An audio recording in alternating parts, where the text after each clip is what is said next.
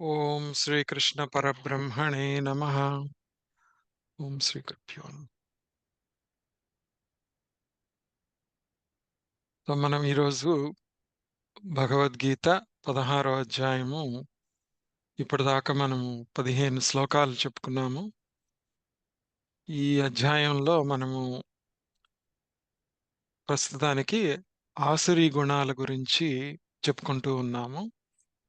ఈ ఆసురీ గుణాలు ఎలాంటివి అని చెప్పి భగవానుడు చెప్తూ ఏమేం చెప్పారు అంటే మనకి ఎట్లాంటివి ఒక్కసారి మనం పరిశీలిస్తే మళ్ళా మనం దీనికి వెళ్లే ముందు మనం తప్పుదోవ పట్టి అల్పమైనటువంటి బుద్ధితో మనం ఉగ్ర కర్మలు చేసుకుంటూ అంటే ధర్మపరంగా కాకుండా అధర్మంగా మనము వాటిని అధర్మాన్నే ధర్మంగా భావించి అందరూ చేస్తున్నారు కాబట్టి మనం కూడా చేస్తే పర్లేదు అనే ఉద్దేశంతో మనము ముందుకు వెళ్తూ ఉంటాము. సో అలానే మనము సాటిస్ఫై చేయలేనటువంటి కోరికలతో ఎప్పుడూ ఇంక వస్తూనే ఉంటాయని చెప్తా ఉన్నారు. తృప్తి పరచలేనటువంటి ఈ కోరికలతో, దంభంతో ఉంటూ, అభిమానంతో, దురభిమానంతో, గర్వంతో ఉంటూ, ఇదే సిద్ధాంతం కరెక్టు అనుకుంటూ మనం ముందుకెళ్ళి మోహంతో ఉండి అనవసరమైన వాటి పట్ల ఆకర్షితులమై సంకల్పంతో మనం ఉంటూ ఉంటామన్నమాట. వాళ్ళందరూ ఎలా ఉంటారు అంటేనంట అంతులేనటువంటి చింతలు. ఎప్పుడూ ఏదో ఒక ఆలోచన మనల్ని ఇబ్బంది పెడుతూ ఉంటుంది. ఆందోళన కలుగుతూ ఉంటుంది. అది ఎప్పుడు ముగుస్తుంది అంటే ఈ శరీరాన్ని వదిలినప్పుడే.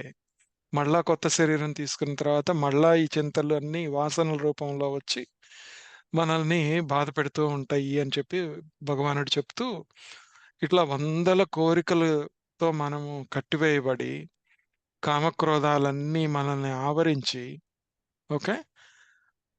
అన్యాయమైనటువంటి, అక్రమమైనటువంటి పద్ధతుల ద్వారా మనము మన కోరికలను తీర్చుకుంటూ ఉంటాం. సమాజంలో దాన్ని యాక్సెప్ట్ చేస్తూ ఉంటారు కాబట్టి, మన ఇంద్రియ సుఖాల కోసం ఏదైనా చేయటానికి మనం రెడీ అవుతూ ఉంటాం. సో, ఇలా మనము వెళ్తూ ఈ ఆసురీ లక్షణాలు వాళ్ళు ఎలా ఆలోచిస్తారు అంటేనంట, నేను ఇప్పటికే చాలా ధనాన్ని సంపాదించాను. ఇంకా సంపాదిస్తూ ఉంటాను.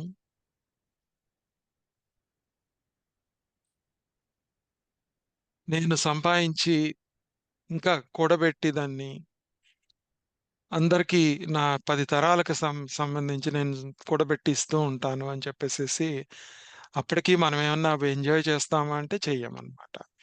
సో, మిగతా వాళ్ళని కూడాను నాకు అడ్డు వచ్చే వాళ్ళందరిని కూడా నేను బై హుక్ ఆర్ క్రుక్ అంటాము. అంటే మనము కోపంతో గానీ, బాధపడి గానీ, ఎమోషనల్ బ్లాక్‌మెయిల్‌తో గానీ, మనకు కావాల్సింది మనం సాధించుకుంటూ ఉంటాం. ఆ ఎమోషనల్ బ్లాక్‌మెయిల్ అనేది మనమే విక్టిమ్‌గా కూడా ఒకసారి మనం ప్రొజెక్ట్ చేసుకొని మనీ ఆహ్, మనమే విక్టిమ్‌గా కూడా ప్రొజెక్ట్ చేసుకొని, మనము బాధపడుతూ ఉంటామన్నమాట. ఇంకొకళ్ళని ఎదురుగా ఉన్న వాళ్ళని బాధపెడుతూ ఉంటాము. ఇవన్నీ ఆసురీ గుణాలే. ఇంకా అప్పుడేం చేస్తాం మనము, ఇగో వీళ్ళ మూలాన నేను కష్టపడుతున్నాను అని ఎదుటి వాళ్ళని మనము బ్లేమ్ చేస్తూ ఉంటామన్నమాట. ఇలా ఇన్ని ఇన్ని దోషాలతో ఉంటూ నేను ఇంకా భోగిస్తున్నాను. నాకేం దోషం లేదు. ఎదుటి వాళ్ళదే తప్పు. నేను చాలా శక్తిమంతుడిని. నేను ఆనందంగా ఉన్నాను అని పైకి భ్రమతో ఉంటూ ఉంటామన్నమాట. అలానే నేను ఎవరికన్నా దానం చేసినా గానీ, యజ్ఞం చేసినా గానీ, దాన్ని ఒక ఆర్భాటంతో, పేరు రావాలనే ఉద్దేశంతో, బయటికి నాకేం లేదండి అంతా భగవంతుడి దయ అన్నా కానీ, ఆ ఆసురీ లక్షణాలు మనల్ని అటువైపుకి లాగుతూ ఉంటాయన్నమాట. ఇలా మనము ఇబ్బందులు పడుతూ ఉంటాం. సో, ఆ ఇబ్బందులతో ఉంటాం కాబట్టి నెక్స్ట్ శ్లోకం అక్కడి నుంచి చెప్తున్నారనమాట. ఏం చెప్తున్నారో చూద్దాం. అనేక చిత్త విభ్రాంతాః మోహజాల సమావృతాః ప్రసక్తాః కామభోగేషు పతంతి నరకే శుచౌ. నరకే అశుచౌ. ఓకే. సో, ఏమవుతుంది ఇక్కడ అంటేనంట, ఈ అనేక విధములైనటువంటి, అనేక రకాలుగా మనం మోహజాలంలో ఇందాక చెప్పుకున్నటువంటి ఈ ఆసురీ గుణాలు మనలో వాసనల రూపంలో పేరుకుపోయి ఉన్నాయి. ఆ విషయ భోగాల యందు మనము మోహజాల సమావృతాః అవే నిజమనుకోని, అది ఎలా అంటే మనకొక ఉదాహరణ చెప్తూ ఉంటారు. ఒక ఒక కుక్కకి ఒక బోన్ ఎముకనిస్తే దాన్ని కొరుకుతూ, దాని రక్తాన్నే అది పీలుస్తూ లోపల చాలా టేస్ట్‌గా ఉంది అనుకుంటున్నట్టుగానే, మనం కూడాను వీటిల్లో ఇరుక్కుపోయి, ఆ విషయ భోగాలందు మనం ఘోర నరకాల్లో పడుతూ ఉంటాము అని చెప్పారు. ఇక్కడ చిత్త విభ్రాంతాః అని చెప్పారు. ఏంటవి? ఇప్పటిదాకా మనం చెప్పుకున్నామే ఈ ఆసురీ గుణాలన్నీ, అవన్నీ 13-15 శ్లోకాల్లో మనం ఇంతకుముందు చెప్పుకున్నవన్నీ కూడాను ఆ చిత్త విభ్రాంతి మనల్ని ఎలా పక్కదోవలు పట్టిస్తుంది అనేది చూసుకోవాలి. ఇక్కడ మనం గుర్తుపెట్టుకోవాల్సిందేంటంటే, సరే అందరూ బ్యాడ్‌గా ఉండి, మనం సత్వగుణంతో ఉన్నాము. సత్వగుణంలో ఉన్నప్పుడు మనకు చిత్త విభ్రాంతి ఏంటి? ఈ ఆసురీ గుణాలన్నీ ఉన్నప్పుడు అర్థం చేసుకున్నాం ఈజీగానే. కానీ మనం సత్వగుణంలో ఉన్నప్పుడు మనలో కలిగేటువంటి భ్రాంతి ఏంటి? అంటే కొంతమందికి నేను బాగా పూజ చేస్తున్నానని, నాకు కొంచెం జ్ఞానం బాగానే చెప్పుకుంటున్నానని, తర్వాతేమో నేను మంచికే చెప్తున్నాను అని చెప్పేసి అందరికీ చెప్తూ, వాళ్ళెందుకు మారరు? వీళ్ళెందుకిలా అయిపోతున్నారు? అనేటువంటి ఒక భ్రమ గూడా మనకు కలుగుతా ఉంటుంది. ఎందుకంటే అక్కడ కర్మ సిద్ధాంతాన్ని మర్చిపోయి, వాళ్ళ కర్మ ప్రకారం వాళ్ళకి జరుగుతుంది అనే విషయాన్ని మర్చిపోయి, నేను వాళ్ళ మంచికే కదా చెప్తున్నది. అలా ఎందుకు అని చెప్పేసేసి ఒక భ్రాంతిలో వెళ్ళిపోతామనమాట.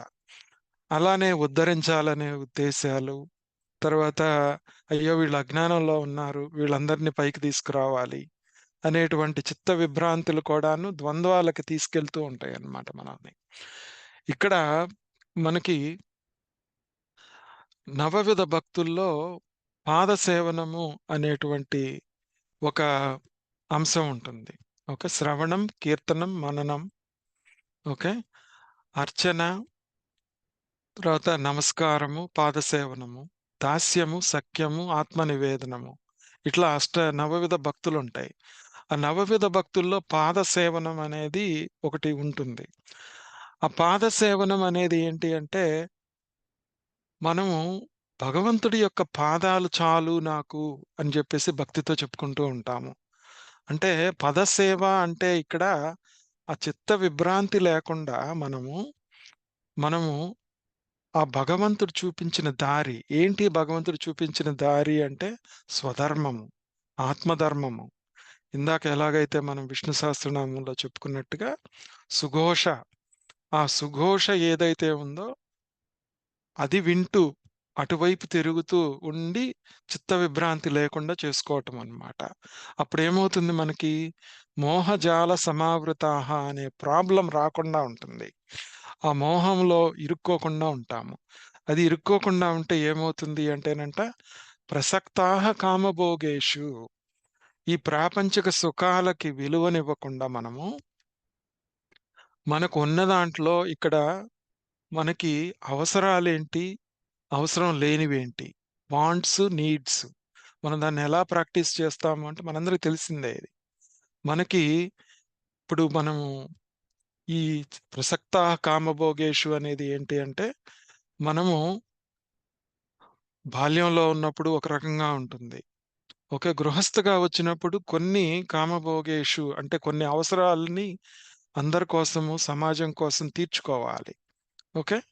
కానీ వానప్రస్థము, సన్యాసాశ్రమము అంటే చివరకొచ్చినప్పుడు ఇంకా వానప్రస్థానికొచ్చినప్పుడు ఇంకా మనకు ఆశలు పెరుగుతా ఉంటాయి. భోగించాలి అనే ఇంకా ఆశ పెరుగుతా ఉంటది. ఇది కొనుక్కోవాలి, అది కొనుక్కోవాలి అనే దాంట్లో నుంచి వీళ్ళకిది కొనిపెడదాం, వాళ్ళకది కొనిపెడదాం. వీళ్ళకిదుంటే బావుంటుంది. వీళ్ళకిది చేస్తే బావుంటుంది. అక్కడేమో ఇంకొక రకంగా తిరుగుతామనమాట. ఈ ప్రసక్త కామభోగేష్ అనేది మనల్ని చిత్త విభ్రాంతిలో పడేస్తా ఉంటుందనమాట. సో, అందుకని మనము మనకున్నటువంటి ప్రతి దాంట్లో అంతే అన్నమాట. ఇప్పుడు సోషల్ మీడియా ఉంది. సోషల్ మీడియాని ఎలాగైనా వాడుకోవచ్చు. కానీ మనమేం చేస్తున్నాము? సత్సంగాలకి, వాట్సాప్‌లో మనం స్పిరిచ్యువల్ గ్రూప్స్‌కి వాటికి వాడుకుంటున్నాం. అలానే ఈ వానప్రస్థానికి మన ఏజ్ ప్రకారం మనం వస్తున్న కొద్దీ, ఆ వానప్రస్థానికి గృహస్థుగా గూడా మనం చేయొచ్చు వీటిని. చేస్తే అప్పుడేమవుతుంది అంటేనంట, అది చెయ్యకపోతేనేమో నరకే పతంతి. ఎలాంటి నరకాల్లో పడతారు అంటే అశుచవు అంట. అంటే హీన జాతిలో పుడతారు అని చెప్పేసి చెప్పారు. ఓకే. ఈ హీన జాతిలో పుట్టటము అనేది ఏంటంటే, ఒక్కొక్కసారి ఈ వాసనలు కూడాను మనల్ని చాలా ఇబ్బంది పెడతాయన్నమాట. ఎలా అంటే, ఒక చిన్న ఉదాహరణ చెప్పుకుంటే మనకు తెలుస్తుంది. మనము కృష్ణావతారంలో, కృష్ణావతారంలో చాలామంది రాక్షసులు శ్రీకృష్ణుల వారిని వధించటానికని చెప్పి వస్తా ఉంటారు. ఎందుకొచ్చారు వాళ్ళందరూ? వాళ్ళ పుట్టుపూర్వోత్తరాలు ఏంటి అనేది ఆలోచిస్తే, మనకి అవన్నీ కూడాను ఇప్పుడు పూతన్న తీసుకుందాం. ఒక చిన్న ఉదాహరణ. ఆ చిత్త విభ్రాంతి ఆమె ఎవరి కూతురు అంటే పూర్వజన్మల్లో బలిచక్రవర్తి కూతురు రత్నమాల ఆమె పేరు. బలిచక్రవర్తి కూతురనమాట. ఆమె వామనావతారంలో వామనుడు శ్రీహరి వచ్చినప్పుడు ఆయన చిన్న రూపాన్ని చూసి, పిల్లవాడిని చూసి చాలా మోహించి, ఇటువంటి పిల్లవాడికి నేను పాలిస్తే బావుంటుంది అనుకుంటుందనమాట. అనుకుని మళ్ళా ఏమవుతుంది అంటే అది ఆ వాసన జస్ట్ కొంచెం సత్వగుణపరమైనటువంటి వాసన. అది ఏమైంది బలిచక్రవర్తికి కూడాను చాలా పుణ్యము, చాలా ధర్మం పాటిస్తూ ఆయన అన్నీ ఉంటాడు కాబట్టి, ప్లస్ మళ్ళా వాళ్ళ నాన్నకి అన్యాయం జరిగినప్పుడు అదే సద్గుణంగా ఉన్నటువంటి వాసన ఆయన పట్ల నెగెటివ్‌గా మారింది కాస్తలో. మారేటప్పటికేమైంది, ఆమె పూతనగా వచ్చి ఆమె స్తన్యం ఇచ్చింది. కానీ విషస్తన్యాన్ని ఇవ్వాల్సొచ్చింది. ఓకే. అట్లా మనము ప్రతిరోజు గృహస్థిగా గాని, మనం ఎదుగుతున్న కొద్దీ, మనం కోరుకునే కోరికలు, మనం వాసనలు ఒక్కొక్క జన్మకి కారణమవుతా ఉంటాయి. కానీ, ఈ బలిచక్రవర్తిది కృతయుగంలో ఉంటే, ద్వాపర యుగం దాకా ఆమె ఎన్ని జన్మలెత్తుతున్నా వచ్చి, మళ్ళా ఈ పూతనలాగా వచ్చినప్పుడే ఆమె సద్గతి కలిగిందామెకి.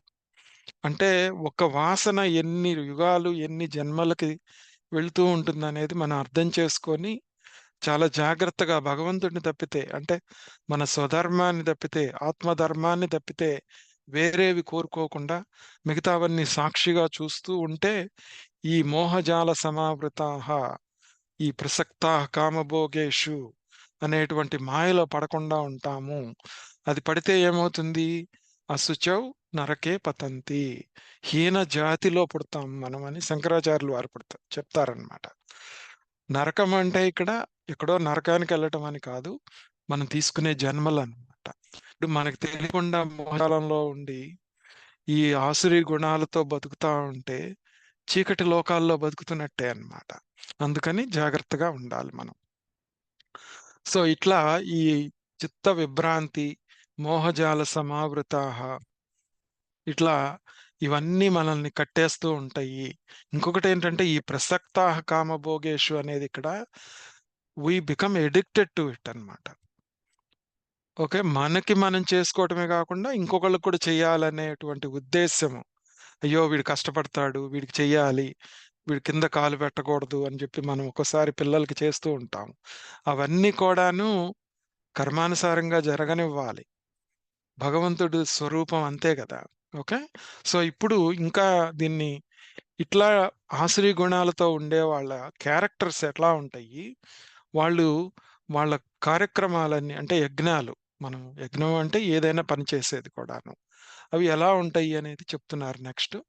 ఆత్మ సంభావితాః స్తబ్ధాః ధనమాన మదాన్వితాః యజంతే నామ యజ్ఞైస్తే దంభేనావిధి పూర్వకం అని చెప్తున్నారు. ఇక్కడ ఆసురి లక్షణాలు ఉన్నవాళ్ళు ఆత్మ సంభావితాః అంటే ఇవన్నీ నాకు నేనే గొప్ప అనుకుంటూ వాళ్ళు స్తబ్దులైపోయి సంపదల చేత ధన, మాన, మదాన్వితాః మనకున్నటువంటి సంపదలు గాని, దురభిమానం గాని వీటన్నిటితో వాళ్ళు మొండి పట్టుదలతో ఏం చేస్తూ ఉంటారంటేనంట మదోన్మత్తులై ఓకే. పట్టుదలతో తనకున్నటువంటి పక్కనున్నటువంటి వాటన్నిటిని కంట్రోల్ చేయటము, తనకు అనుగుణంగా మార్చుకోవటము, తర్వాత శాస్త్రకు విరుద్ధంగా యజ్ఞాలు చేయటం. అంటే మనం చేసే ప్రతి పని కూడాను శాస్త్ర విరుద్ధంగా చేస్తూ ఉంటాము. ఓకే. ఎందుకంటే దాన్ని సమర్థించుకుంటాం మనం. ధార్మిక విధానం నుంచి దూరంగా వెళ్ళిపోతూ ఉంటామనమాట. అట్లా వెళ్ళటం మంచిది కాదనమాట. ఓకే. ఇక్కడ మనము ఇంకోటి గుర్తు చేసుకుంటే ఏంటంటే మనకి భగవానుడు యుక్తాహార విహారస్య యుక్తచేష్టస్య కర్మషు అని చెప్పేసేసి మనకు 6 అధ్యాయంలో చెప్తారనమాట. అంటే మనకి మనం చేసేటప్పుడు అన్నీ ఒక సమంలో ఉండాలి. అంటే మనోవాక్కాయ కర్మలు అంటాం. అవన్నీ సమంగా ఉన్నప్పుడే ఈ స్తబ్దులము, ధనమాన మదాన్వితాః అంటే రియాలిటీ అర్థం చేసుకోకుండా మనం చేస్తున్నప్పుడు ఈ ధనమాన మదాన్విత యారగెన్సీ వస్తుంది మనలో. ఒక రకమైనటువంటి తెలియకుండా గర్వం వస్తుంది. ఆ గర్వం వచ్చినప్పుడు మనం చూస్తూ ఉంటాం కొన్నిసార్లు. ఒక నిష్టగా ఒక ఆచారాన్ని పాటిస్తున్న వాళ్ళు కూడాను, అవతల వాళ్ళు కొంచెం దాన్ని అతిక్రమించినా గాని, కొంచెం ఇదైనా గాని వాళ్ళ మీద క్రోధంతో ఊగిపోతారు. చూస్తాం మనం. "బుద్ధుందా నీకసలకి? ఎందుకని ఇలా జేస్తావు? మీరెప్పుడు మారతారు?" అని చెప్పేసేసి ఆ క్రోధంతో వాళ్ళు ఊగిపోతూ ఉంటారనమాట. ఆ సమతుల్యత అనేది మిస్ అవుతా ఉంటుంది. వాళ్ళకి తెలియజెప్పటము, వాళ్ళని మంచి దారిలోకి తీసుకురావటం అనేది కాకుండా క్రోధం వస్తుంది. అంటే అవన్నీ కూడా సత్వగుణంలో వాళ్ళు మదాన్వితాః అవుతున్నారనమాట. ఓకే. అది సత్వగుణం అనుకుంటారు గానీ, ద్వంద్వాలకు లోనవుతూ ఉంటామనమాట. అందుకని అక్కడ జాగ్రత్తగా ఉండాలని చెప్పేసేసి, అక్కడ మనకి భగవానుడు చెప్తున్నారు.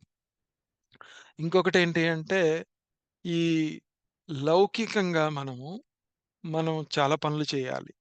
చేస్తున్నప్పుడు మనకు కొంత రికగ్నిషనొస్తుంది. ఆ రికగ్నిషను మనల్ని మెట్లెక్కిస్తుంది. పడేస్తుంది. ఓకే. ఒక్కొక్కసారి. మన చుట్టూ చేరేవాళ్ళు ఈ ఆసురీ సంపద ఉన్న చోటల్లా ఏమవుతుంది అంటే, ఎక్కువగా పక్కన చేరే వాళ్ళందరూ పొగిడేవాళ్ళు చేరుతూ ఉంటారు. ఎందుకంటే వాళ్ళ పనులు వీళ్ళు వీళ్ళు గనక పవర్‌ఫుల్ అయితే వాళ్ళ చేత పనులు చేయించుకోవాలి. ఎప్పుడో అప్పుడు ఉపయోగపడిపోతాడా అని చెప్పేసేసి వాళ్ళని తెగ పొగిడేస్తూ ఉంటాం మనం. ఆ పొగడటం కూడాను ఒక రకంగా చూస్తే వాళ్ళ ఆసురీ గుణాన్ని వాళ్ళ అభిమానాన్ని, దురభిమానాన్ని పెంచుతున్నామన్నమాట. మనము ఈ సత్వగుణంతో ఆ దురభిమానాన్ని పెంచకుండా ఉండాలని. మనం చాలా జాగ్రత్తగా ఈ దారిలో నడిచేటప్పుడు మనకు లేకుండా ఉండటమే కాకుండాను, ఇదివరకటి రోజుల్లో మనం చూసేవాళ్ళం. మన తల్లిదండ్రులు గాని, లేకపోతే మన పెద్దవాళ్ళు ఇంట్లో తాతలు, తండ్రులు వాళ్ళు మనం ఏదైనా మంచి పని చేసినప్పుడు కూడాను అంత పొగిడేవాళ్ళు కాదు. అదేమంటే పొగిడితే నీకు దిష్టిరా అనో, ఏదో అని వేరే రకంగా చెప్పేవాళ్ళు. ఎందుకు అంటే మనకు ఆ దారిని అలవాటు చేస్తూ ఉంటారనమాట వాళ్ళు.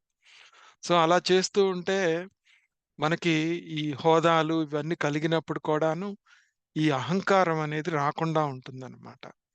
ఆ అహంకారం లేకుండా నువ్వు ఈ యజంతే నామ యజ్ఞయిస్తే వాళ్ళు అహంకారంతో చేసినప్పుడు ఏ పని చేసినా, ఎంత యజ్ఞాలు చేసినా, ఎంత పూజలు, ఎన్ని హోమాలు ఎన్ని చేసినా కానీ అదంతా షో ఆఫ్ అన్నమాట. ఓకే. అది చాలా జాగ్రత్తగా ఉండాలి మనం. అవిధిపూర్వకంగా అవుతుంది అది. ఇక్కడ బలం అది శారీరక బలం కాదన్నమాట. అది పదవి ఇచ్చిన బలం. అంటే అందరూ పొగుడుతూ ఉంటే వచ్చిన బలం అన్నమాట అది. ఆ దర్పం అనేది మనలో ఒక రకమైనటువంటి యారగెన్సీని తీసుకొస్తుంది. దాని మూలాన ఏమవుతుంది నేను అన్నీ సాధించగలను, నాకెదురు లేదు అనేటువంటి కోరికలు వస్తూ ఉంటాయి. అవి తీరకపోయినా ఎవరైనా ఎదురు చెప్పినా క్రోధం వస్తూ ఉంటుంది. ఇలా మనము ఆత్మ సంభావితులం అయిపోయి స్తబ్దాహ అంటే స్తబ్దాహ అంటే ఏంటంటే మనము దాంట్లో నుంచి బయటపడటానికి చాలా రిజిడ్‌గా ఉంటాం. మనం నమ్మిన సిద్ధాంతాన్ని రిజిడ్‌గా పట్టుకొని, ఆ స్తబ్దులమయ్యి ఒక స్తంభంలాగా ప్రవర్తిస్తామనమాట. మారటానికి ఇష్టపడం మనం. అట్లానే ఉండి యజంతే నామయజ్ఞయిస్తే. ఆ స్పిరిచ్యువల్ ప్రాక్టీస్ చేసేటప్పుడు కూడాను అదే చేస్తూ ఉంటాం. అలా కాకుండా చేస్తే ఏమవుతది? మామూలుగా స్పిరిచ్యువల్ ప్రాక్టీస్ ఇన్నర్ ప్యూరిటీ తీసుకొస్తాయి మనకి. అవి చాలా అంతరంగంగా మనం మారటానికి ఉపయోగపడేవన్నమాట. అందుకని అవన్నీ గుర్తుపెట్టుకొని చేయాలి. ఇప్పుడు ఒక స ఒక భాష్యం చదువుతా ఉంటే ఆయన మంచి ఉదాహరణ చెప్పారక్కడ. ఏంటంటే, మనకి దయానంద సరస్వతి గారి శిష్యులనమాట. ఏంటి అంటే, ఇప్పుడు రోజుల్లో జరుగుతున్నటువంటి కార్యక్రమాలు, పెళ్ళిళ్ళు కానీ ఇవన్నీ చూస్తూ ఉంటే మనము, అక్కడ ఏమవుతుంది అంటే, ఆ మంత్రాలు శాస్త్రోక్తంగా ఉచ్చరిస్తున్నప్పుడు, ఈ ఫోటోగ్రాఫర్‌లు వచ్చి, ఆ మంత్రాలని ఆపించి ఫోటోలు తీసి అంటే ఎంత పవిత్రమైనటువంటి కార్యాన్ని మనము ధర్మపరంగా, శాస్త్రోక్తంగా జరుగుతున్నటువంటి వాటిని మనము ఈ వీడియోలకి, ఫోటోలకి విలువనిచ్చి, వాటిని ఆపి ఓకే. అవన్నీ చాలా దుర్భరంగా ఉంటున్నయి అని చెప్పేసి ఆ మహానుభావుడు చెప్తే అనిపించిందనమాట. మనం అదంతా కరెక్టే అనుకుంటున్నాము. కానీ ఆహ్, ఆ జంటలకి ఎంతో చక్కగా అగ్ని పరంగా జరుగుతున్నటువంటి ఈ కార్యక్రమాలన్నీ ఎంత నెగెటివ్ ఫోర్స్‌ని క్రియేట్ చేస్తున్నాయి వాళ్ళ జీవితంలో అనేది మనం తెలుసుకోవచ్చనమాట. ఓకే. ఇలా మనం అడ్డదోవల్లో వెళ్తున్నామని మహానుభావుడు చెప్పాడు. ఇప్పుడు వాళ్ళు అరుంధతి, వశిష్ఠుల యొక్క బంధాన్ని చూపించటము, అవన్నీ కూడాను మనం చేస్తున్నాం గానీ, దాంట్లో ఒక రకమైన భక్తి లేదు. ఒక రకమైన నమ్మకం లేదు. దాన్ని ఏదో ఒక తంతులాగా చేస్తున్నాము అని చెప్పేసి చెప్తున్నారు. అవన్నీ ధనమాన మదాన్వితాః. సో, తర్వాత మనం శ్లోకంకెళ్తే 18వ శ్లోకం వచ్చేటప్పటికి అహంకారం, బలం, దర్పం, కామం, క్రోధం చ సంశ్రితాః మామాత్మా పరదేహేషు ప్రద్విషంతోऽభ్యసూయకాః అని చెప్తున్నారు. అహంకారం, బలం, దర్పం, కామం, క్రోధం చ సంశ్రితాః. అహంకారము, బలము, గర్వము, కామము, ఇట్లా క్రోధము వాటినే ఆశ్రయిస్తున్నాం మనము. ఇంకా ఏం చేస్తున్నాము అంటేనంట అభ్యసూయకాహ అసూయతో ఇతరులను నిందించటము. ఆత్మ పరదేహేషు అంటే తమ శరీరాలయందు ఆత్మ పరదేహేషు అన్నమాట. అంటే మన శరీరంలో, ఇతరుల శరీరంలో ఉన్నటువంటి మాం ప్రద్విషంతః అంటే ఇంతకుముందు కూడా చెప్పారు. ఆయన ఈ మనం చేసే సాధనల్లో ఈ హఠయోగ సాధనలు వీటన్నిటిని చేస్తున్నప్పుడు నన్ను ఇబ్బంది పెడుతున్నారు అని ఇండైరెక్ట్‌గా చెప్పారు ఒకసారి. అట్లానే ఇక్కడ గూడాను వీటన్నిటి మూలాన నా దేహంలో ఉన్నటువంటి, వేరే దేహాల్లో ఉన్నటువంటి అంతర్యామిగా ఉన్నటువంటి అంటే అంతర్యామిగా ఉన్నటువంటి ఈ ఈ శక్తిని ద్వేషిస్తూ ఉన్నారు. ప్రద్విషంతః అని చెప్పేసి చెప్పడం జరిగిందనమాట. ఇక్కడ కొన్ని పాయింట్స్ చూద్దాం. ఈ అహంకారం అనేది ఎందుకొస్తుంది మనకి? ఈ అహంకారం ఎందుకొస్తుంది అంటే అజ్ఞానం మూలాన. జ్ఞానం లేకపోవటం మూలాన ఈగో ఆఫ్‌కోర్స్. మనం దాన్ని పట్టుకొని మెచ్యూరిటీ లేకుండా, ఆ ఇన్నర్ ప్యూరిటీ లేకుండా, రియాలిటీని తెలుసుకోకుండా చిత్త విభ్రాంతులమవుతున్నాము. ఓకే. ఆ అహంకారం మూలాన. తర్వాత ఇ ఇది ఈ మొత్తం బాధలన్నిటికి ఎక్కడి నుంచి సోర్స్ అంటే అహంకారం మూలానే. అంటే మనము వాళ్ళని హేట్ చేయకూడదు అని చెప్పేసి భగవానుడిక్కడ చెప్తున్నాడు. నన్ను అంటే నువ్వు ఎవరినన్నా క్రిటిసైజ్ చేసినా, ఏం చేసినా గాని దాన్ని ఒకసారి గుర్తుపెట్టుకొని మనము ఆ ఆసురీ గుణాన్ని పెంపొందించుకోకుండా జాగ్రత్తగా ఉండాలి అని చెప్పేసేసి భగవానుడు ఇక్కడ మనల్ని హెచ్చరిస్తున్నాడు. అట్లానే ఈ 19, 20 శ్లోకాల్లో కూడాను దాన్ని కంటిన్యూ చేస్తున్నాడు. అట్లా ఉంటే మనము ఈలో దీంతో కంటిన్యూ చేస్తా ఉంటే ఏమవుతుంది మనకి అనేది చూద్దాం. తానహం ద్విషతః క్రూరాన్ సంసారేషు నరాధమాన్ క్షిపామ్య క్షిపామి అజస్రం అశుభాన్ ఆసురీషు ఏవ యోనిషు అని చెప్తున్నారు. ఇక్కడ విడగొట్టుకుంటే మనం క్షిపామి, అజస్రం, తర్వాత అశుభాన్. ఓకే. తర్వాత ఆసురీ ఆసురీషు ఏవ యోనిషు అని చెప్తున్నారు. అంటే ఏంటి? ఇట్లా ద్వేషిస్తూ నా దేహంలో ఉన్నది, పరదేహాల్లో ఉన్నదాన్ని ఇట్లా మనం ద్వేషిస్తూ వాటన్నిటిని పాపాత్ములమై, ఓకే, వాటిని మనం ప్రేరణ చేసుకుంటూ ఉన్నామన్నమాట. వాటిని ఆ గుణాలను ప్రేరణ చేసుకుంటూ ఏమవుతుంది అంటేనంట, మనము ఈ సంసారమందు మాటి మాటికి ఈ ఆసురీ యోనుల యందు జన్మిస్తూ ఉన్నాము. అంటే ఇక్కడ ఆసురీ యోనుల్లో జన్మించటం అంటే ఏంటి ఇక్కడ? ఈ ఆసురీ గుణాలు ఉన్నటువంటి ఫ్యామిలీల్లో పుట్టటము.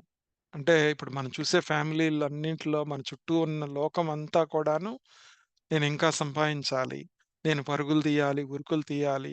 మనం ఏదైతే ఆసురీ గుణాలని మనం చెప్పుకున్నామో అట్లాంటి ఫ్యామిలీలు అంటే ఏంటి? సత్సంగం అనేటువంటి వాసన లేనటువంటి ఫ్యామిలీల్లో పుడతాం. అది కూడాను ఆసురీ యోని అన్నమాట. ఓకే. కానీ మన అందరి అదృష్టం ఏంటి అంటే, మనం సత్సంగంలో ఉన్నాము. భగవంతుడి వైపు తిరుగుతున్నాము. కాబట్టి భగవానుడు మనం చేసుకున్నటువంటి ఈ వాసనలు, సద్వాసనల మూలాన మనం అటు పడకుండా ఇటొచ్చాము. కానీ మన చుట్టూ ఉన్న ప్రపంచమంతా అదే. మనం ఇంకా దాంట్లోనే ఆసురి గుణాల్లో ఉన్నాము. వాటిల్లో నుంచి ఆ చిత్త విభ్రాంతికి లోనవ్వకుండా, నరకే పతంతి అనే దాంట్లోకెళ్ళకుండా మనం చాలా జాగ్రత్తగా ఈ వీటిని జాగ్రత్తగా ఉండాలి. ఇక్కడ క్రూరాన్ అనే మాట వాడాడు. క్రూరము అని చెప్పి మామూలుగా అనుకోవచ్చు మనం. ఇక్కడ క్రూరము అంటే ఏంటి అంటే, మనము మంచి, మర్యాద, సంస్కృతి, సాంప్రదాయము ఇవన్నీ లేకుండా ఉంటే కూడా క్రూరత్వమే. ఓకే. అది మన స్థాయిని మనం ఇంకొక స్థాయికి వెళ్లి ఆలోచించాలన్నమాట.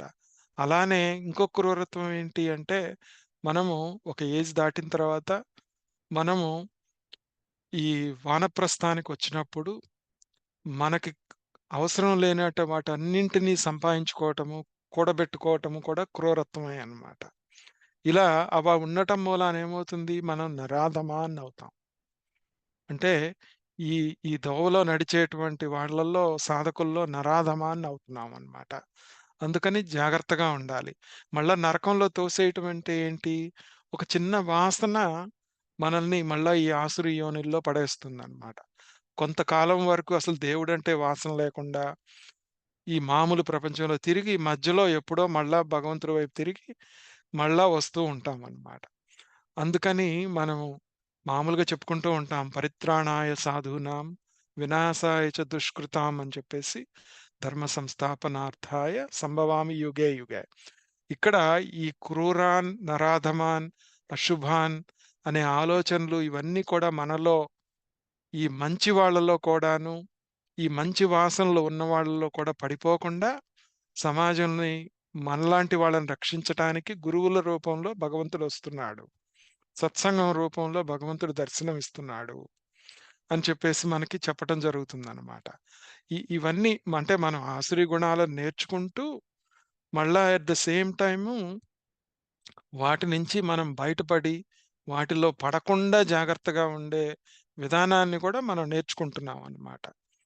అట్లానే మనం ఇక్కడ ఒక చిన్న మనకెప్పుడు విద్యాప్రకాశానంద గిరి గారు చెప్తా ఉంటారు. ఆయన భర్తృహరి శతకంలో నుంచి తీసుకొని, మనిషి గనక 100 సంవత్సరాల జీవితం ఉంటే, సగం జీవితం నిద్రలో పోతే, హ్మ్. తర్వాత బాల్యం కొంత పోతే, ఓకే. తర్వాత మనం సంపాదన, పిల్లలు ఇవన్నీ పోతే, చివరికి వృద్ధాప్యం కొంచెం మిగిలితే, ఆ వృద్ధాప్యంలో కూడాను బాధలు, శరీరపరమైనటువంటి బాధలు ఇట్లాంటివన్నీ వస్తాయి. ఎంత టైముంది మనకి అని జెప్పేసేసి ఆయన చక్కగా జెప్తారది. భర్తృహరి సుభాషితాల్లో ఉంటుందది. ఆహ్, హ్మ్. వైరాగ్య షట్కంలో ఉంటుంది. భర్తృహరి వైరాగ్య షట్కంలో శ్లోకం అన్నమాట అది. అది చక్కగా మనం గుర్తుపెట్టుకొని మన టైం ఎంతుంది? మనం వానప్రస్థానికొస్తున్నాము. చాలా జాగ్రత్తగా టైంని వాడుకోవాలి. ఇంకో కొన్ని రోజులు ఆగితే కొంతమందికి ఆ వృద్ధాప్యం అనేది వచ్చేస్తే మోకాళ్ళ నొప్పులని, అవని, ఇవని సరిగ్గా చేయలేని పరిస్థితిలోకెళ్ళిపోతాం మనము. అలా ఉన్నప్పుడు ఏమవుతుంది మళ్ళా అజస్రం ఆసురిష్యేవ యోనిషు క్షిపామి. నేను మళ్ళా వాళ్ళని ఆసురి యోనుల్లో పడేస్తాను. అక్కడికెళ్ళిపోతాను వాసనల మూలాన అని చెప్పేసేసి చెప్తూ ఉన్నారనమాట. తర్వాత ఇంకా నెక్స్ట్‌ది ఏం చెప్తున్నారు ఇంకా అంటే, ఆసురీం యోనిమాపన్న మూఢా జన్మని జన్మని మామప్రాప్యైవ కౌంతేయ తతో యాంత్యధమాం గతిం. ఇక్కడ కౌంతేయ మూఢాహ, ఈ మూఢులు ఇట్లా ఆలోచిస్తూ ఉన్నవాళ్ళు మాం అప్రాప్య ఏవ, నన్ను పొందకుండానే జన్మని జన్మని ప్రతి జన్మయందు ఇలా ఆసురి యోనుల్లో ఆపన్నాహ, పుడుతూ పుడుతూ పొందుతూ ఉన్నవాళ్ళై తతః అధమాం గతిం యాంతి, అట్లా అధమమైనటువంటి జన్మలు తీసుకుంటూ వెళ్తూనే ఉంటారు అని చెప్పేసేసి భగవానుడు ఈ ఆసురి అంటే ఇక్కడ మనము ఏదో వాళ్ళు బ్యాడ్ క్వాలిటీస్ ఉన్నవాళ్లే కాదనమాట. మనకున్న కోరికలు, మనకున్న వాసనలు, ఆ కోరికల మూలంగా తీర్చుకున్నప్పుడు కలిగే వాసనలు కూడాను మనకి ప్రాబ్లమ్ అవుతూ ఉంటాయి. ఇప్పుడు ఒక్కొక్కసారి మనకి సత్సంగం వెళ్ళాలనుకుంటాము. అడ్డంకులేవో వస్తూ ఉంటాయి. ఆ అడ్డంకులకి ఎందుకు కారణము అంటే, కొన్నిసార్లు మనం వాటిని అధిగమించడం కష్టము. చాలా అవసరం చేయాలి. తప్పదు. కానీ కొన్నిసార్లు కొంచెం బద్ధకము, కొంచెం ఆ వాసనలతో వేరేవన్నీ ఇంపార్టెంట్ అనిపించి, అదంత ఇంపార్టెంట్ కాకపోయినా గానీ, అది ఇంపార్టెంట్ అనుకోని ఆ కర్మ వైపుకి మనం వెళ్తామనమాట. ఎందుకు అంటే, మన వాసన దృఢంగా ఉండటం మూలాన వెళ్తూ ఉంటామనమాట. ఇక్కడ మనం ఎలా అలవాటు చేసుకోవాలి అంటే, ఈ మూఢా జన్మని జన్మని అనేది రాకుండా ఉండాలి అంటే, మనము చాలా జాగ్రత్తగా మనము అర్థం జేసుకోవాలనమాట. ఎట్లా అంటే, ఇక్కడ భర్తృహరి మల్లా అనమాట. ఇందాక చెప్పుకున్నదే. ఆ ఓల్డ్ ఏజ్ అవన్నీ చూసుకున్నాం గదా! మనము మొట్టమొదటగా ఏంటి అంటే, మనం అర్థం జేసుకోవాల్సింది ఇక్కడ 2 యాస్పెక్ట్స్ పెట్టానిక్కడ చూడండి. ఏంటి అంటే, ఫస్టు బ్యాడ్ కర్మలు చేస్తున్నప్పుడు దానికి బ్యాడ్ కాన్సిక్వెన్సెస్ ఉంటాయి. ఇక్కడ బ్యాడ్ కర్మలు అంటే ఏంటి అంటే, సాధకులుగా మనం ఉన్నప్పుడు మంచి పనులు కూడా ఒక్కొక్కసారి వాసనలకి దారి తీస్తూ ఉంటాయి. ఆ మంచి పనులు కూడాను మనల్ని పాపం అన్నాడిక్కడ. పాపం అంటే ఏంటంటే, ఒక్క పాపమే కాదు పుణ్యం కూడా అన్నమాట. పుణ్యము, పాపము 2 జన్మని జన్మని మనల్ని జన్మ జన్మలకి తీసుకెళ్తూ ఉంటాయి. అందుకనేంటంటే వాటికి ఈ ఈ వాసనలకి ఒక పుడతాం. ఇందాక పూతన గురించి చెప్పుకున్నప్పుడు, ఆ రత్నమాల అనే ఆమె చిన్న ఆలోచన ద్వారా పుట్టటం జరిగింది. అలానే అది తెలుసుకున్న తర్వాత నెక్స్ట్ ఏంటి అంటే, ఆ వాసన కోరిక తీర్చుకున్నప్పుడు, తీరనప్పుడు కూడా క్రోధం వస్తే మనకి, దాని నుంచి కలిగేటువంటి ఇంప్రెషన్. ఓకే. దాని నుంచి కలిగే ఇంప్రెషన్ వాసనలు ఈ 2 జాగ్రత్తగా ఉండాలి అని భర్తృహరి చెప్తారనమాట. ఓకే. ఇవన్నీ ఎలా పోతాయి అంటే మనకి ఈ బృహదారణ్యకంలో కూడాను ఈ వాసనల్ని ఎలా పోగొట్టుకోవాలి అంటే సత్సంగం ఒకటి. మనకి పూర్వ ప్రజ్ఞ అన్నమాట ఇదంతాను. మన పూర్వ జన్మలో కనుక మనము ఈ సత్సంగాలు చేసి, ఈ శాస్త్ర పరిజ్ఞానం తెలుసుకొని, ఆ ప్రజ్ఞ ఉన్నప్పుడు మనలో ఈ ఇంప్రెషన్‌లు కొంచెంగా సడలుతా ఉంటాయన్నమాట. మరీ అంతగా బాధ పెట్టవు మనల్ని. మనం వాటిని అర్థం చేసుకోగలుగుతాం అన్నమాట. అర్థం చేసుకోకపోతే ఏమవుతుంది వాళ్ళ జీవితము? ఓకే. ఎలా ఉంటుంది ఆ జీవితము అనేది నెక్స్ట్ శ్లోకంలో చెప్తారన్నమాట. ఇక్కడ మనకి ఇంకొకటి గుర్తుపెట్టుకోవాల్సిందేంటంటే, ఈ వాసనలకు కూడాను మనం బానిసవుతా ఉంటాం. అంటే ఒక ప్యాట్రన్స్ అని చెప్పి మనం ఇంతకుముందు చెప్పుకున్నాము. మనందరికీ కోపం వచ్చేది కొన్ని కారణాల మూలానే వస్తుంది. కొంతమంది వ్యక్తుల ద్వారానే వస్తుంది. అందరి పట్ల మనకు కోపం రాదు. ఓకే. వాళ్ళ పట్ల ఎందుకు కోపం వస్తుంది నాకు? ఎక్కువగా మన ఫ్యామిలీలో ఉన్న వాళ్ళ మీదే మనం కోపం వస్తా ఉంటుంది. మన స్పౌసెస్ మీద గానీ, మన పిల్లల మీద కానీ, లేకపోతే ఇంకొకటి ఏదైనా గానీ. మనకెందుకొస్తుంది అట్లా అనే ప్యాటర్న్ ఈ జన్మ నుంచి వచ్చింది కాదది. ఆ వాసన అన్నమాట. ఇక్కడ ప్రస్తుతానికి నా హస్బెండో, వైఫో ఉన్నారు నా ఎదురుగా. కానీ పోయిన జన్మల్లో ఇంకొకళ్ళెవరో ఉన్నారు.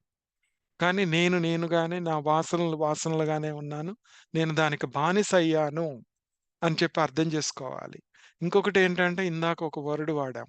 Emotional blackmail. ఆ ఎమోషనల్ బ్లాక్‌మెయిల్‌లో మనము సైకాలజీలో కూడాను చాలామంది they get addicted to victimisation. వాళ్ళు ఎప్పుడూ విక్టిమ్‌గా ఉంటూ నాకు అన్యాయం జరిగింది, అయ్యో పాపం అనిపించుకోవాలి వీళ్ళు అనే ఒక దానికి కూడా ఎడిక్ట్ అవుతా ఉంటాం. అలానే మనం కూడా ఏంటంటే ఈ సమాజంలో మనం ఎలాగైతే ఈ మా అభిమానం వీటిలతో బానిసవుతున్నామో, అలానే బాధపడుతూ కూడాను ఆ బాధకి బానిసైపోయి మనము బాధని కొని తెచ్చుకొని రియాలిటీని మిస్ అవుతూ ఉంటామనమాట జీవితంలో. దాని మూలాన మన చుట్టూ ఉన్న వాళ్ళని కూడా ఇబ్బంది పెడుతూ ఉంటాం. సో, ఇది ఏమవుతుంది అంటే నెక్స్ట్ శ్లోకంలో చెప్తున్నారనమాట. మనకి ఆ నెక్స్ట్ శ్లోకంలో ఎలా మనము ఈ అధమగతులకు వెళ్తాము, ఎలా వెళ్తాము అనేది మనం గుర్తుపెట్టుకోవాలనమాట. ఎలా అంటే చూద్దాం. ఇక్కడ చెప్తున్నారు. ఇప్పుడు గేట్స్ ఆఫ్ హెల్ అంటారు. నరక ద్వారాలు అని చెప్పేసి భగవానుడు చెప్తాడనమాట. ఈ నరక ద్వారాలు ఏంటి అంటే త్రివిధం నరకస్యేదం ద్వారం నాశనమాత్మనః కామః క్రోధస్తథా లోభస్తస్మాదేద త్రయం ఏతత్రయం త్యజేత్ అని చెప్తారు. త్రివిధం నరకస్య ఇదం ద్వారం నాశనం ఆత్మనః కామః క్రోధః తథా లోభః తస్మాత్ ఏతత్ త్రయం త్యజేత్ అని చెప్తున్నారు. ఏం చెప్తున్నారు? కామము, క్రోధము, అలాగే లోభము ఈ 3 విధాలు ఏమైంది కామము, క్రోధము, లోభము ఈ మూడే ఈ గేట్స్ ఆఫ్ హెల్ అంటే నరక ద్వారాలు ఈ మూడేనంట. భగవానుడు చెప్తుంది. కామము, క్రోధము, లోభము. ఈ ఈ నరక ద్వారాలు మనల్ని ఆత్మనః నాశనం ఆత్మ నాశనమునకు కారణమైనవి. ఇక్కడ ఆత్మ అంటే మన మనస్సనమాట. మనం బుద్ధి వాటిని భ్రష్టు పట్టించి మనల్ని ఈ మనల్ని వేరే వైపుకి తీసుకెళ్తుంది. అందుకని మనం ఏం చేయాలి? తస్మాత్ ఏతత్రయం త్యజేత్. ఈ మూడింటిని వదిలిపెట్టాలి అని చెప్పి భగవానుడు చెప్తున్నారు. సో, ఇదేంటో చూద్దాం ఇప్పుడు. ఓకే. ఇవి కూడాను అన్ని రకాలుగా పరిశీలించి చూద్దాం ఇక్కడ. మనకి కామము, క్రోధము ఇప్పటిదాకా అన్ని ఆసురి గుణాల్లో చెప్పుకున్నాము. ఈ 3 నరక ద్వారాలు అని చెప్తున్నారు. ఓకే. సరే మనం బ్యాడ్‌గా లేదు మనకి. మనం సత్వగుణంతో ఉన్నాము. ఓకే. ఆశ్రయ గుణాలని ఉంటే అర్థం చేసుకున్నాము. కానీ ఇక్కడ సాధకుడుగా ఉండి, ఒక వానప్రస్థాశ్రమంలో, సన్యాసాశ్రమంలో ఉన్నప్పుడు నరక ద్వారాలేంటి? అంటే ఇక్కడ కూడాను మనకి ఈ కామము, క్రోధము, లోభం అనేది వ్యాపిస్తూ ఉంటుంది మనకి. మనం చేసే పనుల్లో కానీ, ఓకే. మనం మంచితనంతో చేసేవి, జ్ఞాన యజ్ఞాలు జరిగేటప్పుడు, ఆశ్రమాల్లో కానీ, అన్ని చోట్ల ఏమవుతుందంటే, ఒక ఆశ్రమం అయిపోయింది. ఇంకో 2, 3 ఆశ్రమాలు రావాలి. ఇంతమంది మనుషులొచ్చారు. ఇంకా ఎక్కువ మందికి చేరాలి. ఇలా ఒక రకమైన చిత్త విభ్రాంతిలోకి వెళ్ళిపోతామన్నమాట. అలా అది పూర్ణంగా ఉండి మనం కంప్లీట్‌గా ఆత్మతత్వంలో లేకపోతే ఏమవుతుంది అంటే, ఇలాంటి తప్పుదోవల్లో ఇక్కడ కామక్రోధ లోభాలొచ్చేస్తాయన్నమాట. అవి కూడా వచ్చి మనల్ని వేరే దారుల్లోకి డీటూర్ తీసుకొని వెళ్ళిపోతామన్నమాట. ఈ మూడింటిని త్యజించాలి అని చెప్తున్నారు. అంటే ఆశ్రీ గుణం లాగానే కాకుండాను, సురగుణంలో కూడాను, సత్వగుణంలో కూడాను వీటిని జాగ్రత్తగా పరిశీలించుకోవాలి. అది ఒక్కొక్కళ్ళకి ఒక్కొక్క రకంగా ఉంటుంది. అందరం ఒకలాగా ఉండమిక్కడ. ఒక్కొక్కళ్ళకి ఒక్కొక్క రకంగా ఉంటుంది. ఆ రకం ఏంటి అనేది ప్యాటర్న్ కనిపెట్టుకోవాలి మనం. ఇప్పుడు సపోజు మన దగ్గరికి సలహా కోసం ఎవరన్నా వచ్చారు. లేకపోతే మనము సత్సంగంలో ఉన్నాము. అక్కడ మనము ఎలా ప్రవర్తిస్తున్నాము? అంటే ఒక కోరిక, కామము మనం చెప్పాలనుకునేది మనసులో బాగా తన్నుకొనొస్తా ఉంటుంది. కోరిక అన్నమాట. అంటే ఇది చెప్పి వీళ్ళందరికి తెలిసేట్టు చేయాలి అనే ఒక రకమైన అభిప్రాయంతో ఉంటాం. దాంట్లో ఏమవుతుంది అంటే, క్రోధం అనేది ఎలా వస్తుంది అంటే, మనకి కోపం వచ్చినప్పుడు ఎవరన్నా మనల్ని క్రిటిసైజ్ చేసినప్పుడు కానీ, లేదా గురువు శిష్యుడిని ఏదన్నా అన్నప్పుడు కానీ ఏమవుతుందంటే, వాళ్ళు షట్ డౌన్. వాళ్ళు మాట్లాడకుండా ఉండిపోతారు. అంటే ఒక్కొక్కసారి ఏమవుతుంది అంటే, వాళ్ళు నిర్మలత్వంతో ఉన్నట్టుంటుంది గానీ, లోపల ఒక రకమైనటువంటి భావన చెలరేగుతా ఉంటుందనమాట. అయ్యో! వీళ్ళ చేత నేను తిట్టించుకున్నానే, నెగెటివ్‌గా బిహేవ్ చేశానే అని చెప్పి క్రోధం అనేది ఇందాక చెప్తున్నట్టుగా మనకి విక్టిమైజేషన్‌లో కూడా ఉంటుంది. దానికి బానిసవుతాం అనమాట. ఆ క్రోధాన్ని రకరకాలుగా ఎక్స్‌ప్రెస్ చేస్తారు. ఇప్పుడు కొంతమంది క్రోధం వచ్చినప్పుడు ఏడుస్తారు. ఓకే. క్రోధం వచ్చినప్పుడు ఒక రూమ్‌లోకెళ్ళి తలుపేసుకొని ఎవరితో మాట్లాడకుండా ఉంటారు. కొట్టటము, తిట్టటమే కాకుండాను ఇవి కూడా జరుగుతా ఉంటాయన్నమాట. అందుకనేంటంటే మన ప్యాట్రన్స్ మనము ఆ వాసనలు పూర్వజన్మ వాసనల మూలాన మనం ఏం చేస్తున్నాము? ఒకళ్ళకి మన ద్వారా అన్యాయం జరిగింది అనుకుంటాం. అన్యాయం జరిగిందనుకున్నప్పుడు ఎక్కువగా వాళ్ళ గురించి ఆలోచిస్తూ ఉంటాం మనం. అంటే అది క్రోధం కాకపోయినా గానీ, ఒక రకమైనటువంటి ఎమోషన్ లోపల చెలరేగుతా ఉంటుందన్నమాట. వాళ్ళకి ఆపర్చునిటీ దొరికినప్పుడు వాళ్ళకి మంచి చేయాలనే భావన కలుగుతాం. ఓకే. వాళ్ళని ఈసారి జాగ్రత్తగా చూసుకోవాలన్న భావన కలుగుతా ఉంటుంది. అంటే ఇవన్నీ మనసులో కలిగేటువంటి ఒక రకమైన భావనలనమాట. ఆ భావనలన్నీ ఈ నరకానికి హేతువులే అన్నమాట. అంటే దీంట్లో నుంచే లోభం వస్తుంది మళ్ళా. ఓకే. సో, మనము ఇంకా ఈ ఈ మూడింటిని త్యజించాలి అని చెప్పేసేసి భగవానుడు చెప్తున్నాడనమాట. ఇక్కడ కోరికలను త్యజించటము అంటే అర్థమేంటి అంటే, కామాన్ని త్యజించటం అంటే, మనం కోరికలు వదిలేయటం కాదనమాట. ఆ కోరికలని మనం సంస్కరించుకోవాలి. అంటే రియాలిటీ అర్థం చేసుకొని, ఆ కోరిక ఎంతవరకు అవసరము, ఓకే. అది ఎంతమందికి ఉపయోగపడుతుంది చేయటం మూలాన, అనేటువంటి సంస్కరణ జరగాలి కామంలో. ఓకే. అలా జరుగుతున్నప్పుడు ఏమవుతుందంటే, క్రోధము, లోభం అనేవి నశిస్తాయన్నమాట. ఆ మొట్టమొదటి దాంట్లోనే మనం జాగ్రత్తగా చేస్తే, అది ఆ తామసికమైనటువంటి కోరిక, లేకపోతే రాజసికమైనటువంటి కోరిక, సత్వగుణమైనటువంటి కోరిక అనేది మనం ముందు తామసికంలో కోరిక నుంచి రజస్సుపరమైన కోరికకొచ్చి, రజస్సుపరమైనటువంటి నుంచి సత్వగుణంగా మార్చుకుంటూ ఉంటే, అప్పుడు ఈ దీంట్లో నుంచి కొంచెం కొంచెంగా బయటపడగలుగుతాం. అలానే ఇక్కడ ఎలా అంటే, మనం మన సాధకులుగా గూడాను మనం జాగ్రత్తగా ఆలోచించుకోవాల్సిందేంటి అంటే, మనము తమోగుణంగా మనం అసలు జ్ఞానాన్ని పట్టించుకోకుండా, మనము సత్సంగం ఏమి పార్టిసిపేట్ చేయకుండా అట్లా ఉన్నామనుకో, తమోగుణంతో ఉన్నాము. కానీ భక్తితో అన్నీ చేసుకుంటూ ఉంటాం. కానీ ఈ రజోగుణం అయినటువంటి వచ్చేటప్పటికి సాధకులుగా ఏం చేస్తున్నాం మనము? ఈ పుస్తకం చదవాలి, ఆ పుస్తకం చదవాలి. అంటే అవన్నీ ఇంపార్టెంటే మొట్టమొదట్లో. కానీ ఆత్మతత్వాన్ని కొంచెం అర్థం చేసుకున్న తర్వాత, ఆ ఆత్మతత్వమే ప్రతి దాంట్లో చూడటం ఇంపార్టెంట్ అన్నమాట. మనం ఎక్కువ ఇన్ఫర్మేషన్ చెప్పటం ఇంపార్టెంట్ కాదు సాధకుడిగా. ఎక్కువ నేర్చుకోవటం ఇంపార్టెంట్ కాదు. ఈ ప్రతీదీ ఆత్మతత్వానికి ఉపయోగపడుతుందా లేదా అనేటువంటి కామం ఉండాలి మనలో. ఆ కామాన్ని సంస్కరించుకోవాలన్నమాట. అది చేస్తే ఏమవుతుందంటే మనము మళ్ళా ఈ లోభంలోకి వెళ్ళకుండా ఉంటాం. జ్ఞానపరమైనటువంటి లోభంలోకి వెళ్ళకుండా ఉంటామనమాట. అది ఎళ్తే ఏమవుతుంది? ఒక గురువుగా తలెత్తాలి. నెక్స్ట్ జన్మల్లో మళ్ళా గురువుగా పుట్టటానికి మనం ఎవరినైతే చెప్పి మనం వాళ్ళని మార్చాలనుకున్నామో, వాళ్ళందరూ మళ్ళా శిష్యులుగా వచ్చిందాక నువ్వు జన్మలెత్తుతానే ఉండాలి. అంటే ఒక కృతయుగం నుంచి మళ్ళా ద్వాపర యుగం దాకా ఎలా వెయిట్ చేయాల్సొచ్చిందో, అలానే ఎన్ని యుగాలో వెయిట్ చేయాల్సొస్తదనమాట. అందుకని అవి కూడాను మంచిది కాదనమాట.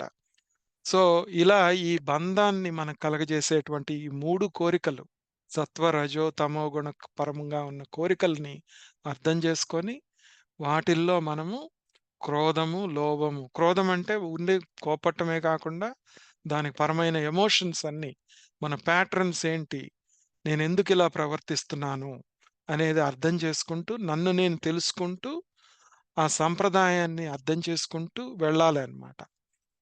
ఇప్పుడు ఇక్కడ ఇంకొకటి ఏంటి అంటే, ఒక చిన్న మనం గుర్తుపెట్టుకుంటే తైత్తరీయ ఉపనిషత్తు మనం చెప్పుకున్నప్పుడు, అక్కడ ఏం చెప్తారు? భగవంతుడు అన్నాడంట. ఏమని? నేను అనేకం అవ్వాలి అని. ఆ మాట ఎందుకు చెప్పారు అక్కడంటే, దాని సూక్ష్మం ఏంటి అనేది చూద్దాం. మనం మామూలుగా అనుకుంటాము, భగవంతుడు ఎందుకని? భగవంతుడికి కోరిక కలగటం ఏంటి? అని అనుకుంటాము.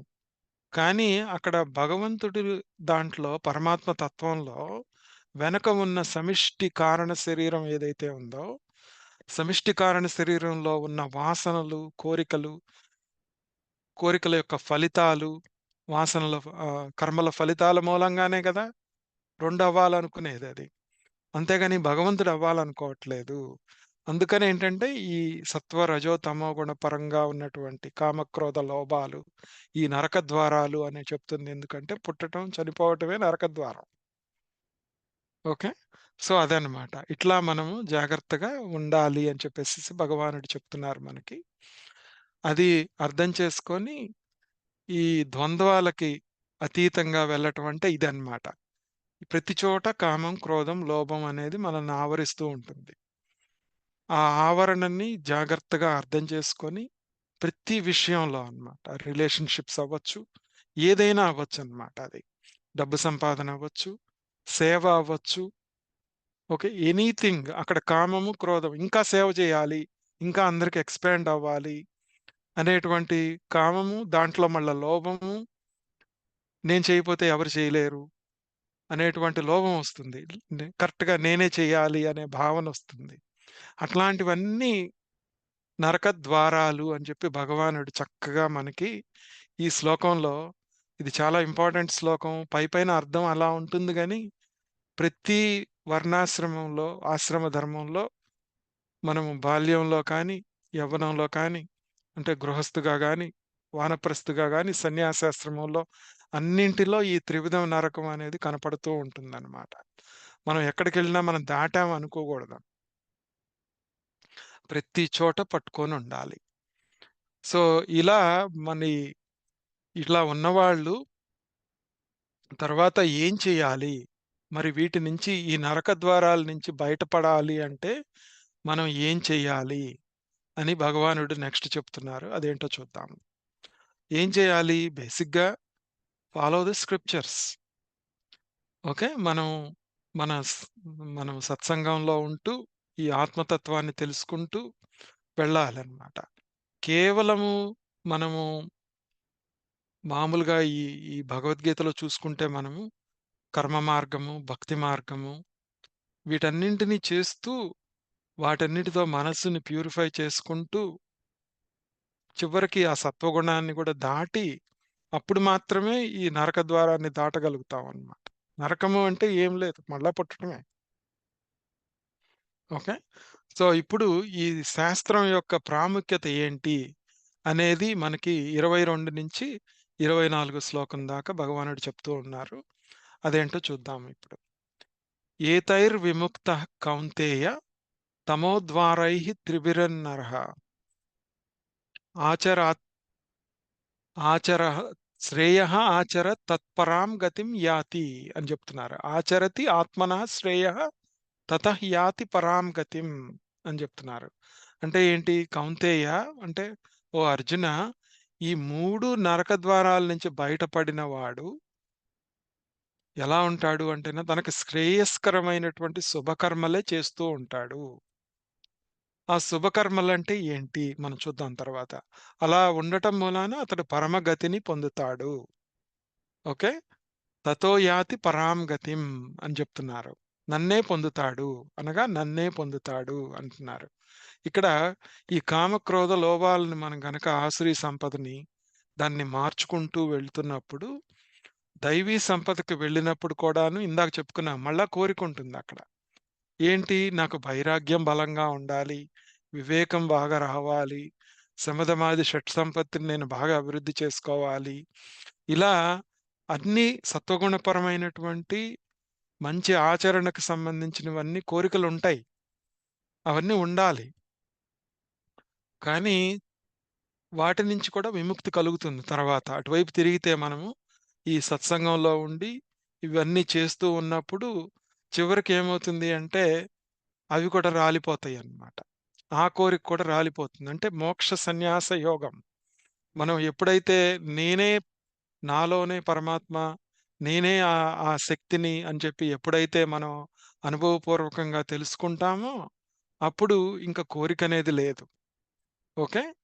ఎందుకు పొందవలసింది ఇంకేమి లేదక్కడ అన్నమాట. అప్పుడు ఈ ఈ తమోద్వారైః త్రిభిర్నరః అని చెప్తున్నారు.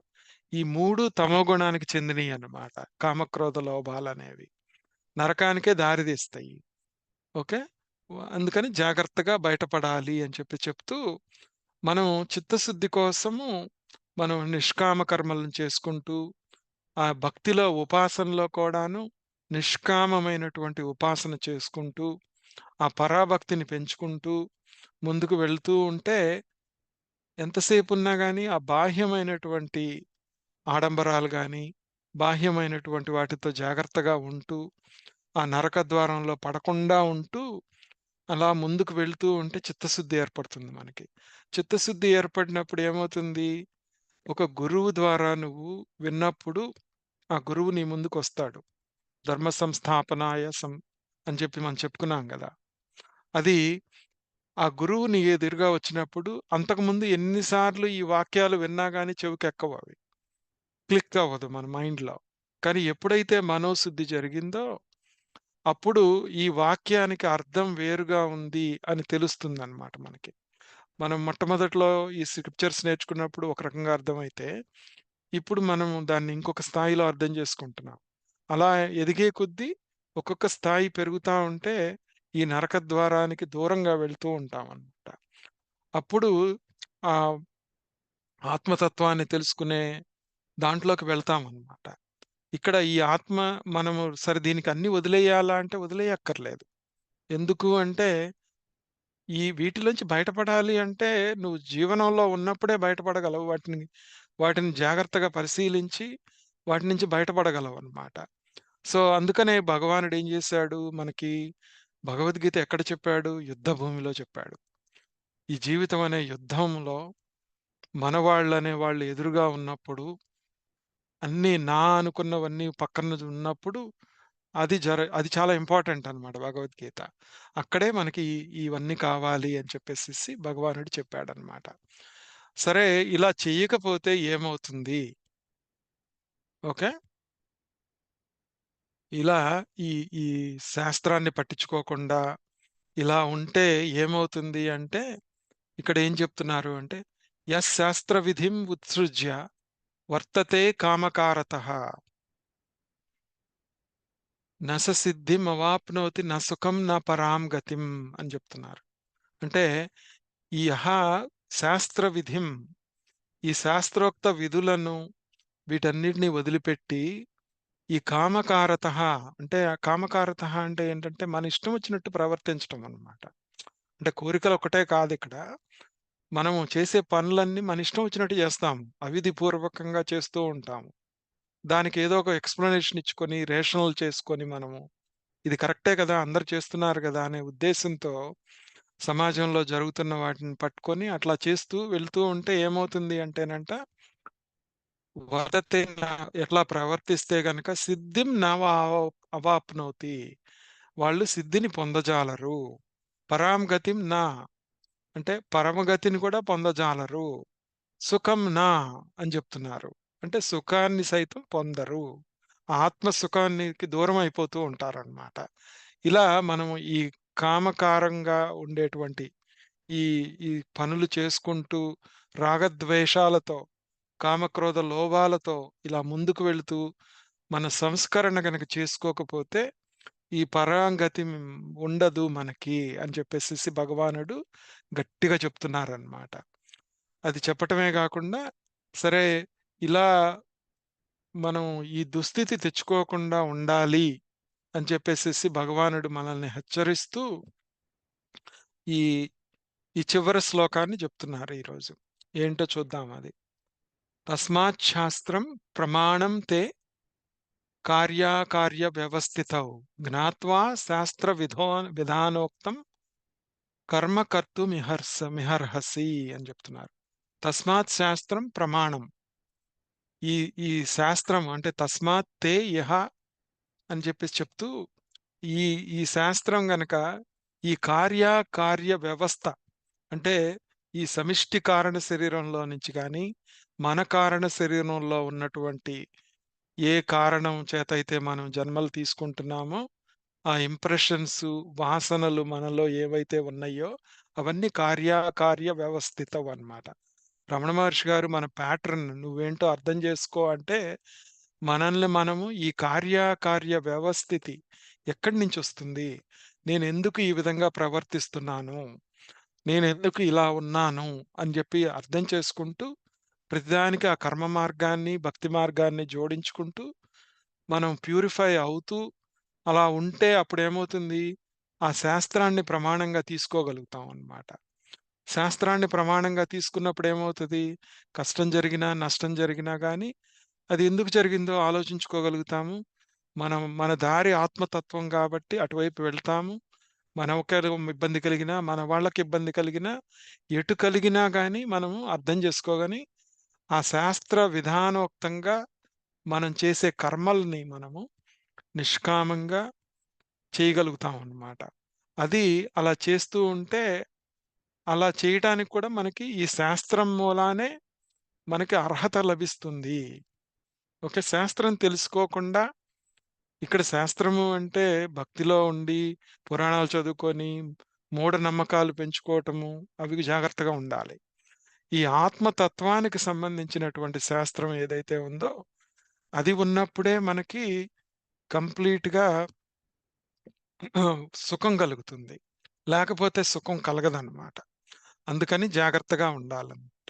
సో, ఇలా ఈ భగవానుడు ఈ వేద అంతభాగంలో అంటే మనకి మనకేదైతే ఉపనిషత్తులు ఇవన్నీ ఉన్నాయో, వాటిల్లో ఆత్మజ్ఞానం ఉంటుంది గాబట్టి, అదే నిజమైనటువంటి శాస్త్రం అన్నమాట. ఆ నిజమైన శాస్త్రానికి రావటానికి కర్మయోగము, భక్తి యోగము, ధ్యాన యోగము ఇవన్నీ చేసుకుంటూ వచ్చి, మనం ప్యూరిఫై అయినప్పుడు నువ్వే ఆత్మగా తెలుసుకోగలుగుతావు.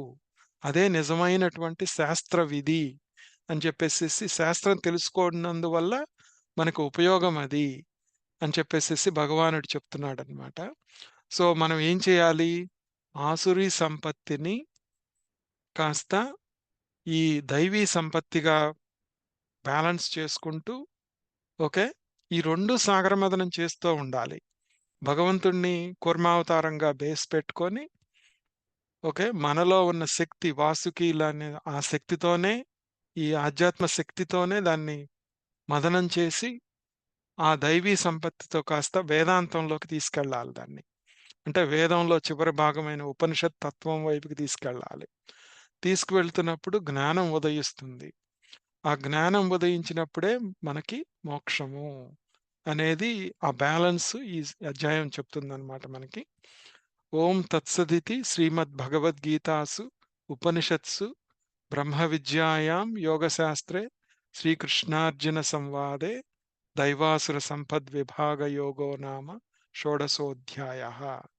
హరి ఓం తత్సత్. ఈ అధ్యాయం మనం అయిపోయింది కాబట్టి, మనం నెక్స్ట్ ఒక్కసారి మళ్ళా దీన్ని ఒక సారాంశాన్ని ఈ స్టెప్స్, ఇది ఈవిల్ క్వాలిటీస్‌ని ఎలా మనం ఈ ఆశ్రయ సంపద మళ్ళా ఒకసారి ప్రాక్టికల్‌గా నెక్స్ట్ సత్సంగంలో ఒకసారి సమ్మరీగా చెప్పుకొని, మనం ఈ 16 అధ్యాయాన్ని ముగిద్దాము. ఓం తత్సత్.